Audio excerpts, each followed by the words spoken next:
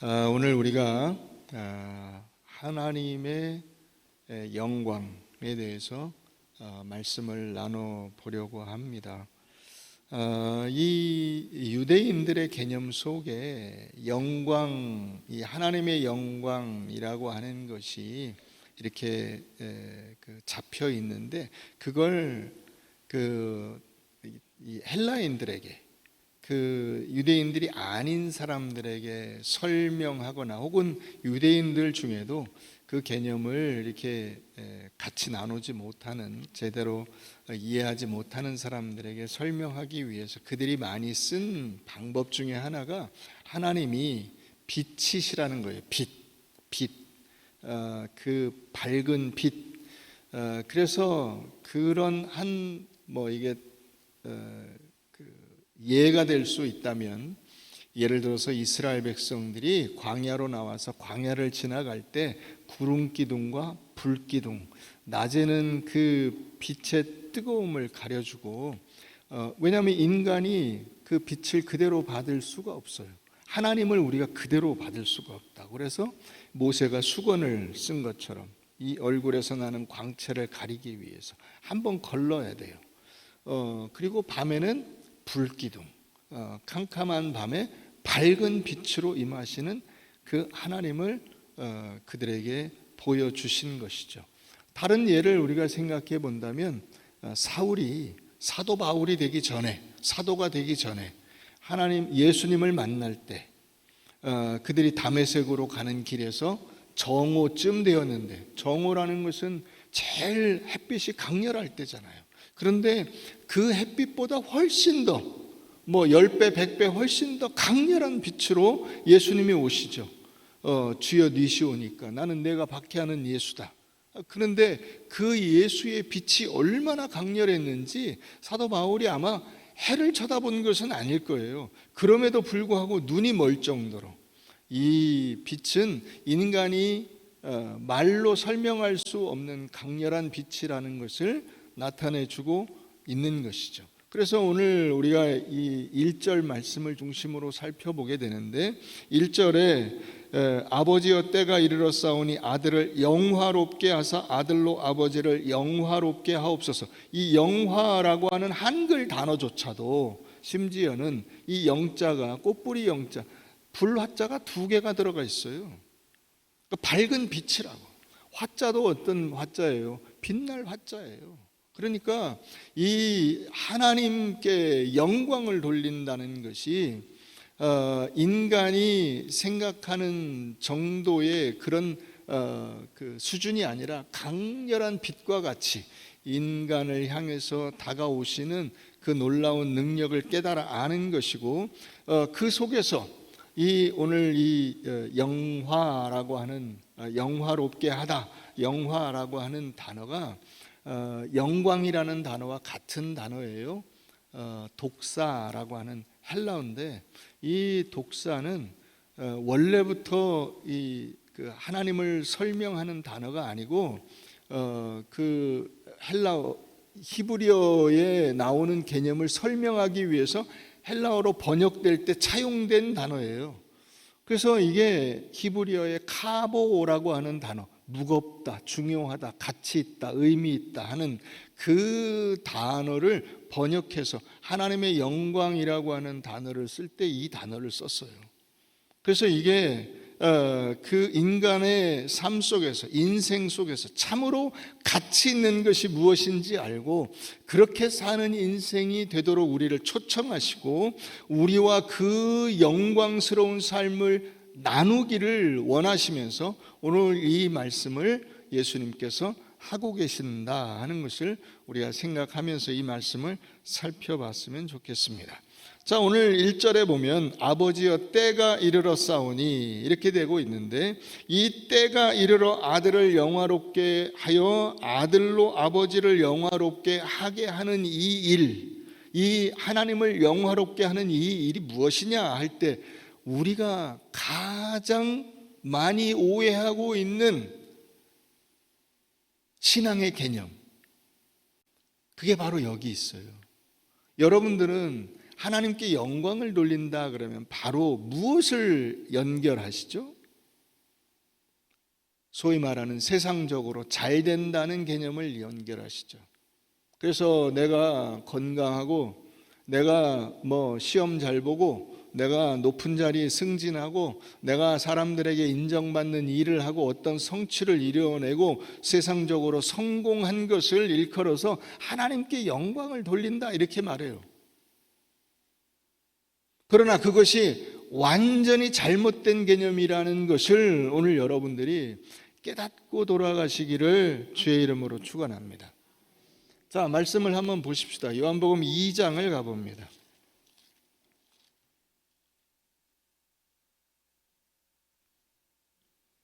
요한복음 2장 2절 말씀. 예수와 그 제자들도 혼례의 청함을 받았더니 포도주가 떨어진지라 예수의 어머니가 예수에게 이르되 저들에게 포도주가 없다 하니 예수께서 이르시되 여자여 나와 무슨 상관이 있나이까 내 때가 아직 이르지 아니하였나이다.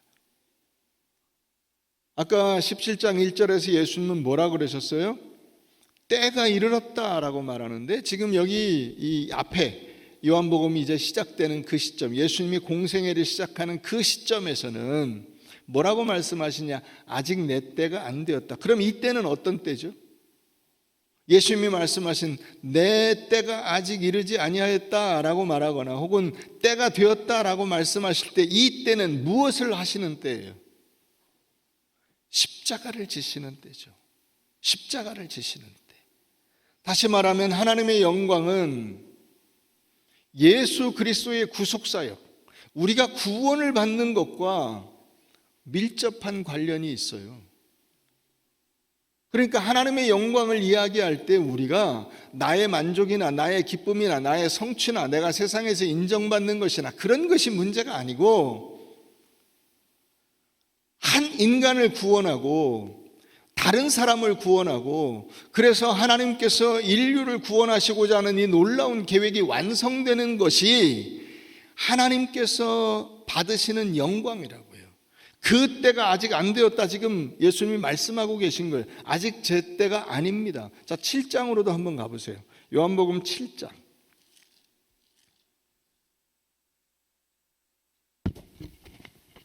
요한복음 7장 30절. 그들이 예수를 잡고자 하나 손을 대는 자가 없으니 이는 무엇 때문이에요? 아직 그의 때가 이르지 아니하였기 때문이다. 어떤 때? 십자가를 칠 때. 아무 때나 잡아서 놓고 그냥 감옥에다 처박아 놓고 있는 게 아니고 예수님을 죽여야 할 때가 지금 십자가에 매달아야 될 때가 아직 안 되었어요. 그래서 손대지 않았다고 말하고 있는 거예요. 예수님께서는 자기가 십자가에서 죽는 그때, 다시 말하면 인간적으로 말하면 실패와 좌절과 고통과 절망의 때죠. 무엇이 안 풀리는 때잖아요. 사람이 여러분 다른 사람에게 죽임을 당한다는 것은 그의 모든 도모가 실패하는 거예요. 그가 마음속에 품었던 뜻이 펼쳐지지 않는 거예요. 그의 인생이 꽃피우지 못하는 거예요. 그런데 그 때를 일컬어서 예수님께서 비극의 때, 절망의 때, 실패의 때, 좌절의 때라고 하지 않고 뭐라고 말해요? 하나님의 영광의 때라고 말하는 거예요. 그때가.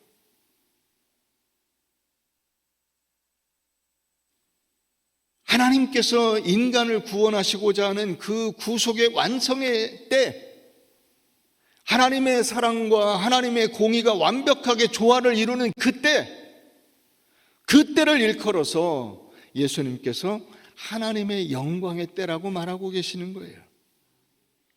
그러니까 예수님에게 있어서 이 죽음은, 십자가의 죽음은 끝이 아니고 하나님의 영광의 시작이며 하나님의 뜻을 완성함으로써 하나님을 영화롭게 하는 그 자리에 자기가 서게 된다는 사실을 고백하고 있는 것입니다.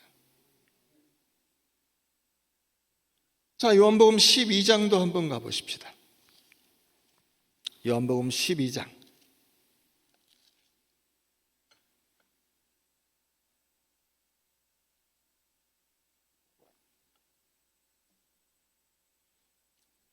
(23절) 예수께서 대답하여 이르시되 인자가 영광을 얻을 때가 왔도다. 내가 진실로 진실로 너희에게 이르노니 한 알의 밀이 땅에 떨어져 죽지 아니하면 한 알 그대로 있고 죽으면 많은 열매를 맺느니라. 자기의 생명을 사랑하는 자는 잃어버릴 것이요 이 세상에서 자기의 생명을 미워하는 자는 영생하도록 보존하리라. 사람이 나를 섬기려면 나를 따르라. 나 있는 곳에 나를 섬기는 자도 거기 있으리니 사람이 나를 섬기면 내 아버지께서 그를 귀히 여기시리라. 지금 내 마음이 괴로우니 무슨 말을 하리요. 아버지여 나를 구원하여 이때를 면하게 하여 주옵소서. 그러나 내가 이를 위하여 이때에 왔나이다. 아버지여 아버지의 이름을 영광스럽게 하옵소서 하시니 이에 하늘에서 소리가 나서 이르되 내가 이미 영광스럽게 하였고 또다시 영광스럽게 하리라 하시니.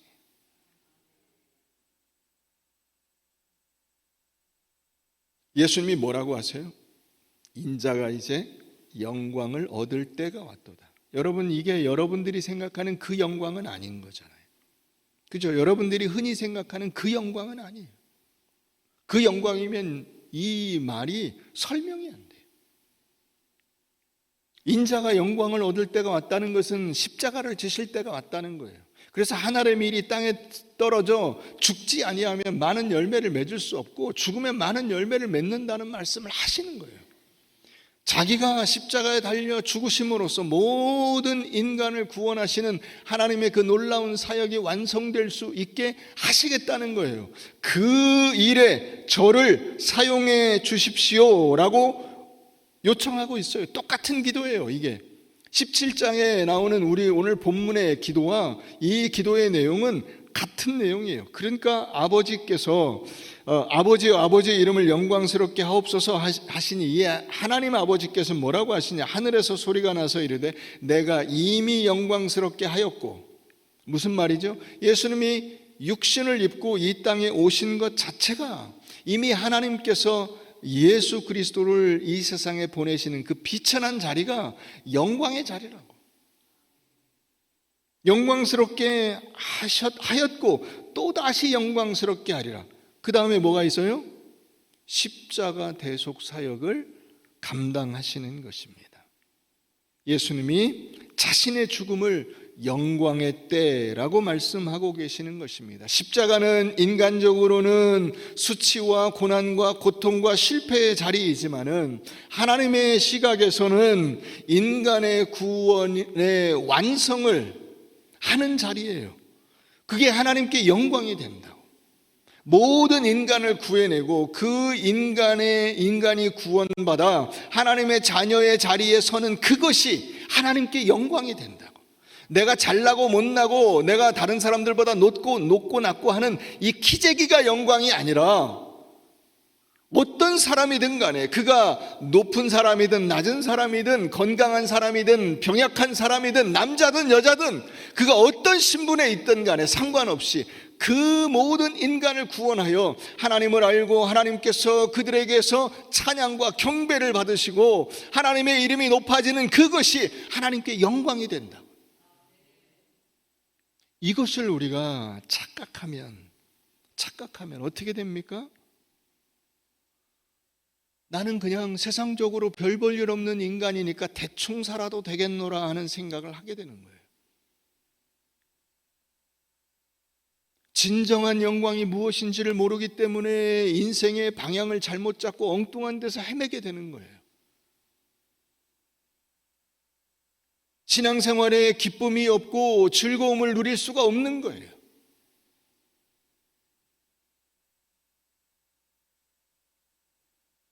예수님은 하늘에서 하나님과 그 영광을 함께 나누셨어요.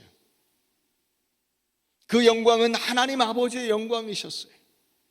그런데 인간의 몸을 입고 이 땅에 내려오시면서 그 영광의 자리에서 추락하게 된 것입니다. 인간으로서는 하나님의 영광을 같이 누릴 수가 없어요. 그런데 지금 예수님이 무엇을 요청하시냐면 하나님께서 기뻐하시는 그 뜻에 제가 순종하여 하나님의 뜻을 이루어 드림으로써 자기 자신이 영화로운 자리에 서고 하나님께 영광을 돌리는 그 놀라운 하나님의 계획과 그 능력을 감당할 수 있게 해달라고 요청하고 있는 것입니다. 자, 우리 빌립보서 2장을 한번 가보십시다. 빌립보서 2장.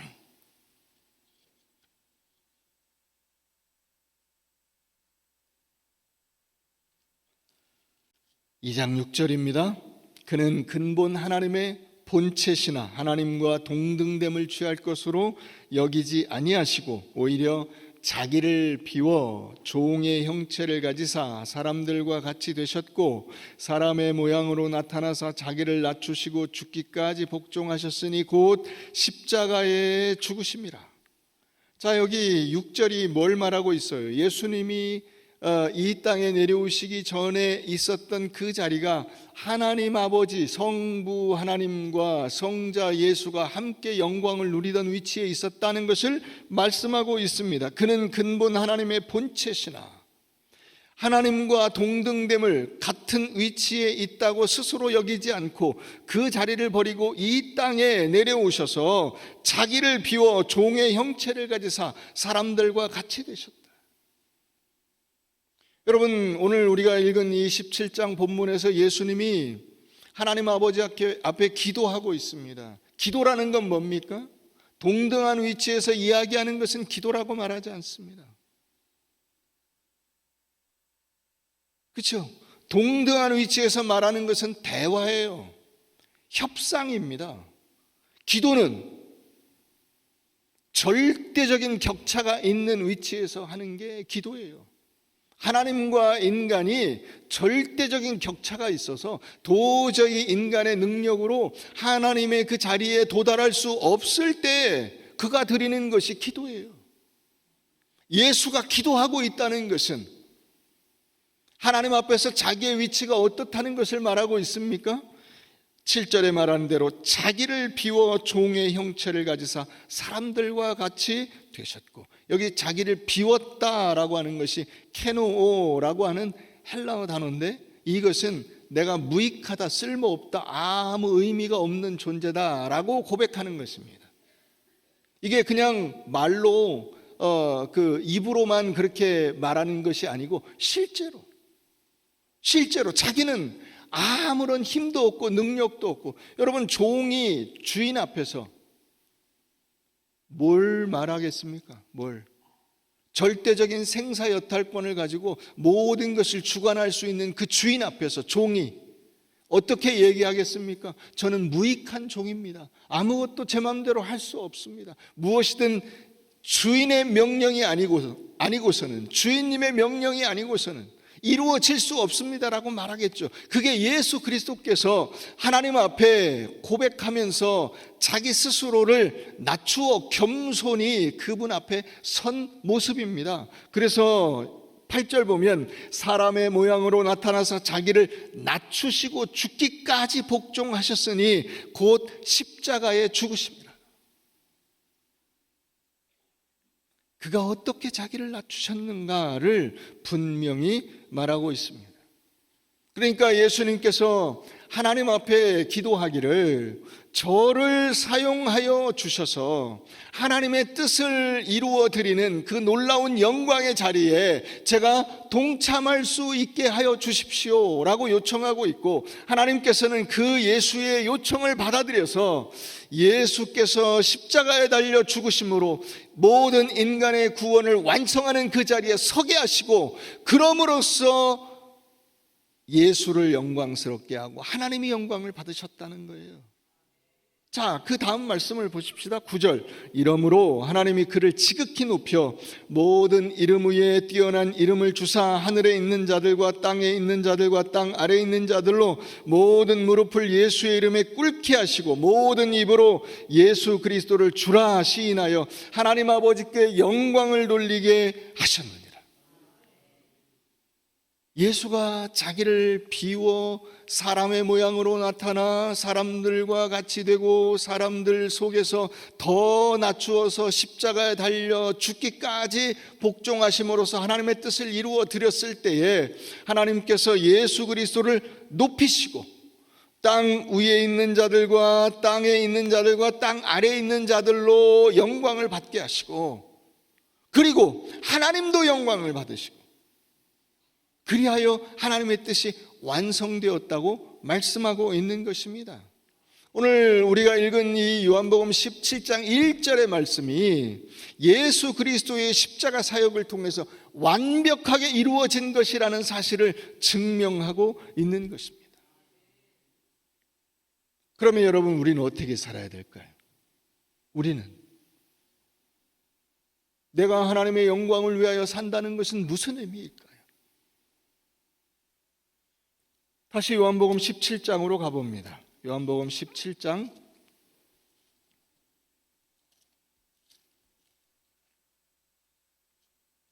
22절.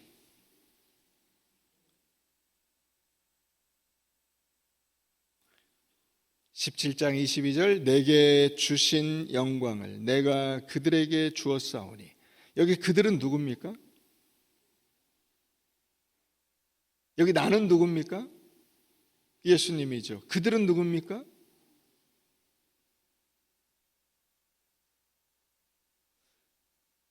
제가 종종 이렇게 여러분들에게 말씀드리는데, 여러분들은 주일날 올 때 아무 생각이 없이 뇌를 이렇게 집에다 빼놓고 오시는 것 같아.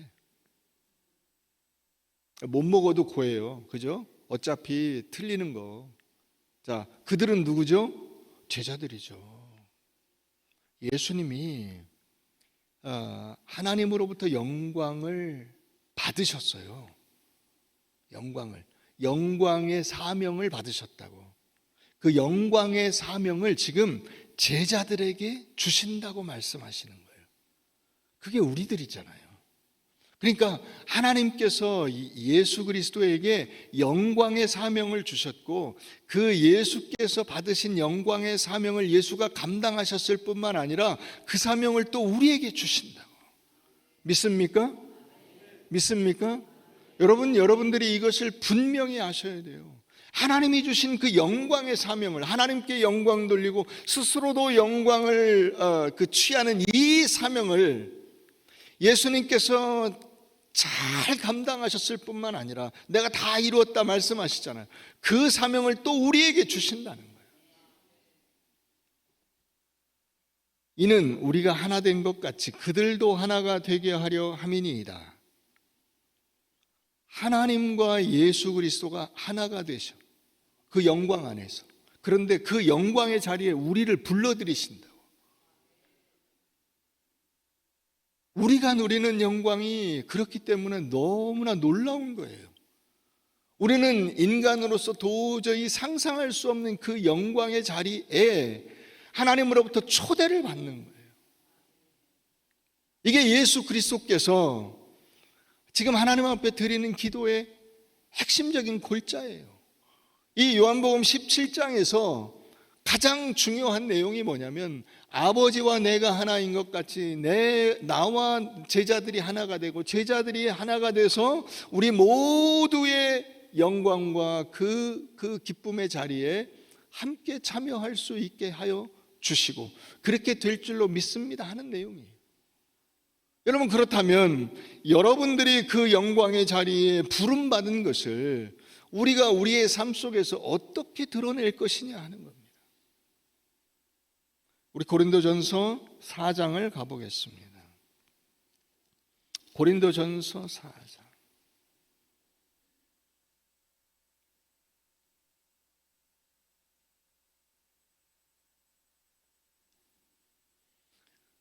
(9절) 내가 생각하건대 하나님이 사도인 우리를 죽이기로 작정된 자같이 끄트머리에 두셨음에 우리는 세계 고 천사와 사람에게 구경거리가 되었노라. 우리는 그리스도 때문에 어리석으나 너희는 그리스도 안에서 지혜롭고, 우리는 약하나 너희는 강하고, 너희는 존귀하나 우리는 비천하여 바로 이 시각까지 우리가 줄이고 목마르며 헐벗고 매맞으며 정처가 없고 또 수고하여 친히 손으로 일을 하며 모욕을 당한즉 축복하고, 박해를 받은즉 참고 비방을 받은즉 권면하니 우리가 지금까지 세상에 더러운 것과 만물의 찌꺼기 같이 되었도다. 여러분, 우리가 예수 그리스도의 십자가를 따르고 자기를 부인하고 자기 십자가를 지고 예수를 따를 때, 그때 하나님의 영광이 나타난다는 사실을 믿으시기 바랍니다. 여기 오늘 지금 본문에 나오는 이 4장 9절에 나오는 끄트머리라고 하는 단어가 무슨 뜻이냐면, 여러분, 로마는 이 전쟁을 많이 치렀어요. 그 전쟁을 통해서 국토를 넓혀간 나라예요. 그런데 전쟁을 치르고 나서 승리하고 돌아오면 맨 앞에 개선 장군이 서요. 그걸 지휘한 그 최고 사령관이 맨 앞에 섭니다. 그 다음에 지휘관들이 서고, 그 다음에 병사들이 서고, 그리고 끄트머리에 누가 서냐면 바로 그 전쟁터에서 잡아온 적장과 적의 군사들과 포로들을 그 끝에 세우는 거예요. 그러면 그 연도에 둘러선 이 늘어선 그 시민들이 뭘 하겠습니까? 그 끄트머리에 선 사람들을 향하여 야유하고 조롱하고 비난하고 침을 뱉고 돌을 던지고 저주를 하는 것입니다. 우리가 세상에서 예수를 믿으며 살아가는 것이 때로는 그와 같은 취급과 대우를 받는 것이라고 지금 말하고 있는 겁니다. 그 끄트머리에 두셨으면 우리는 세계고 천사와 사람에게 구경거리가 돼요. 구경거리가. 그 끝에 서서 끌려오면서 쇠사슬에 매어서 처참한 몰골로 그 뒤를 어기적 따라가면서 사람들에게 조롱을 받고 멸시를 받고 때로는 죽임을 당하고, 그들의 그 최후는 두 개밖에 없어요. 하나는 죽임당하거나 하나는 노예가 되는 거예요. 그런데 고린도 성도들은 어떻게 생각한 거예요?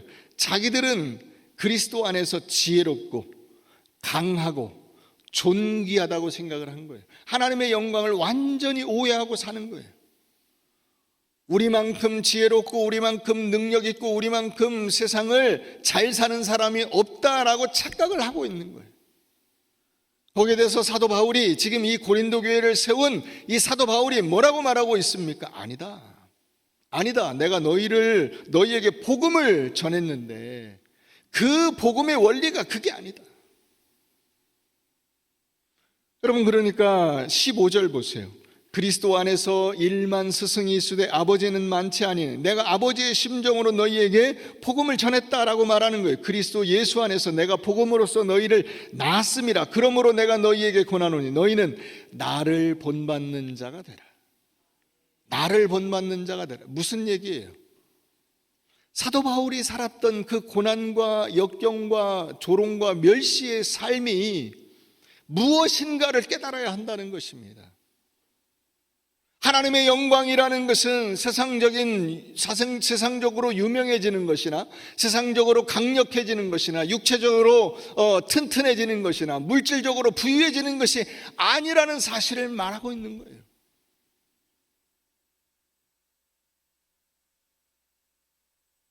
십자가는 하나님의 영광의 절정이에요. 결정적인 증거예요. 대표적인 상징이에요. 예수님은 그 영광의 완성, 우리에게 그 영광에 참여하는 하나님의 백성이 되라고 우리에게 요청하고 있는 거예요. 여러분들은 인생의 목적을 어떻게 설정하고 계십니까? 자기 인생의 목적이 무엇이라고 생각하십니까? 오늘날 세상을 보면 참으로 안타깝기 짝이 없습니다. 전부 다 인생의 목적이 자기 자신에게 쏠려 있어요. 예수를 믿는 사람조차도, 안 믿는 사람이야 뭐 당연히 그렇게 살겠죠. 이 세상밖에 없기 때문에 그들이 믿을 것은 오로지 그저 이 세상에서 낙을 누리는 것밖에 없어요. 그러나 예수를 믿는 사람은 내 인생의 목적이 나 자신일 수 없다는 것이죠.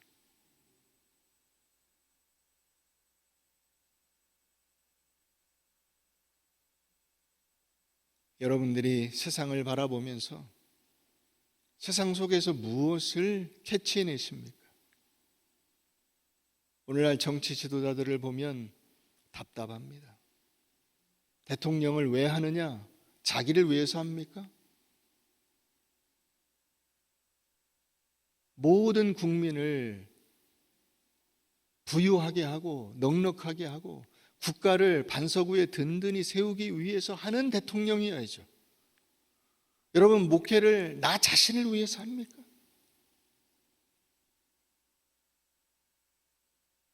내가 잘 먹고 잘 사는 방법으로 목회를 합니까? 그러면 됩니까? 성도들을 말씀 위에 든든히 세우고 교회를 하나님께서 기뻐하시는 공동체로 만들기 위해서 목회를 해야죠. 그걸 위해서라면 내 행복도 즐거움도 기쁨도 다 내놓을 수 있어야죠. 그게 하나님께서 이 하나님의 영광이라고 말씀하고 계시는 거예요.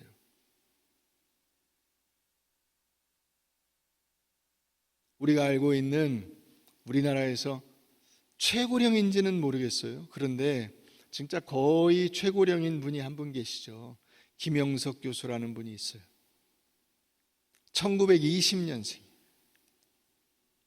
우리 교회 2부 예배 때 항상 빠짐없이 나오시는 우리 남자 집사님 계세요. 1928년생. 만 97세 되셨는데 그분도 대단하세요. 지팡이도 안 짚고 걸어 나오셔서 예배를 1시간 버티고 예배 드리고 가시는 거예요. 대단하지 않습니까? 근데 김영석 교수는 20년생이에요. 그분보다 더해. 이분한테 누군가 물었어요. 교수님, 이 장수와 건강의 비결이 뭡니까? 이러고 물었더니 이분이 우리의 예상과 전혀 다른 대답을 했어요. 우리 같으면 열심히 운동하는 겁니다. 잘 먹는 겁니다. 마음을 편안하게 가지는 겁니다. 이런 얘기를 하실 것 같잖아요. 그렇게 얘기하지 않으시고 내 장수의 비결은 열심히 일하고 열심히 공부하는 겁니다. 그랬어요. 그 일하고 공부하는 목적이 뭐냐?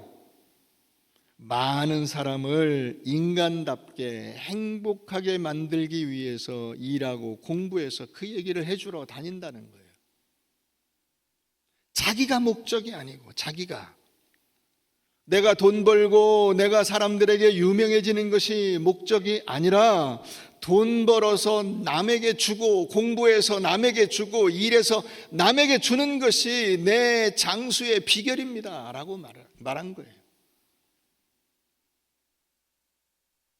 여러분들을 한번 비교해 보십시오. 여러분들의 마음속에 여러분들이 가지고 있는 내 인생에 대한 목적, 내 존재의 목적을 뭐라고 생각하십니까? 대부분 다 내가 몸 안 아프고 내가 배부르고 건강해서 끝까지 잘 사는 것이다 이렇게 생각을 해요. 남은 없어요. 오로지 자기밖에 없어요. 나.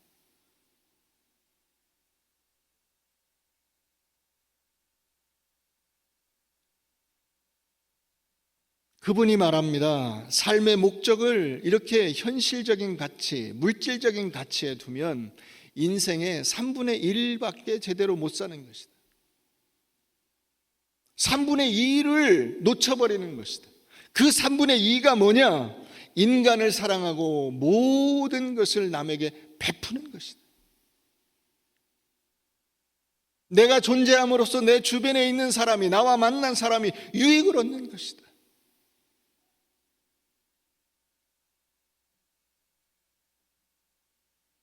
미켈란젤로라고 하는 유명한 조각가가 있습니다.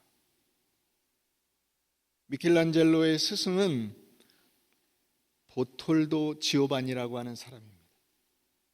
이 보톨도 지오바니를 미켈란젤로가 14살 때 만났습니다. 그 스승을 찾아갔어요. 그땐 스승이 아니었죠. 저를 받아주십시오. 그래서 이 보톨도 지오바니가 이 미켈란젤로를 여러 가지로 이렇게 시험을 해봤어요. 그랬더니 흔히 말하는 대로 싹수가 있어요. 재능이 있고 애가 괜찮아요. 그래서 얘를 데리고 두 군데를 가서 보여줍니다. 큰 유흥시설, 상업시설에 새겨진 조각상을 하나 보여주고, 큰 예배당에 조각상을 하나 보여주고, 자, 너는 어떤 것을 선택하겠느냐를 묻습니다. 무엇을 하는 사람이 되고 싶으냐? 인간의 만족과 즐거움을 위해서 사는 사람이 되고 싶으냐? 아니면 하나님의 영광을 위해서 사는 사람이 되고 싶으냐를 물었어요. 그때 이 미켈란젤로가 14살인데 스승 보톨도 지오바니에게 대답했습니다. 스승님, 저는 오직 하나님의 영광을 위하여, 하나님의 영광을 위하여, 하나님의 영광을 위하여 살고 싶습니다. 이렇게 대답을 했어요. 그러자 그 지오바니가 거기에 맞장구를 치고 이 미켈란젤로를 제자로 받아 주었다는 것입니다. 너의 재능보다 더 중요한 것은 내 재능을 누구를 위하여 쓰느냐 하는 것이다. 여러분들의 재능보다 훨씬 더 중요한 것은, 여러분들의 환경보다 훨씬 더 중요한 것은, 여러분들의 건강보다 훨씬 더 중요한 것은 그것을 누구를 위하여 쓰느냐 하는 것입니다. 하나님의 영광을 위하여 쓰느냐, 아니면 내 만족을 위해서 쓰느냐. 여러분들의 인생의 참된 목적을 올바르게 설정하고 하나님께 영광을 돌리고, 또한 그 하나님께서 여러분들을 영화롭게 하시는 놀라운 은혜를 누리시기를 주의 이름으로 축원합니다.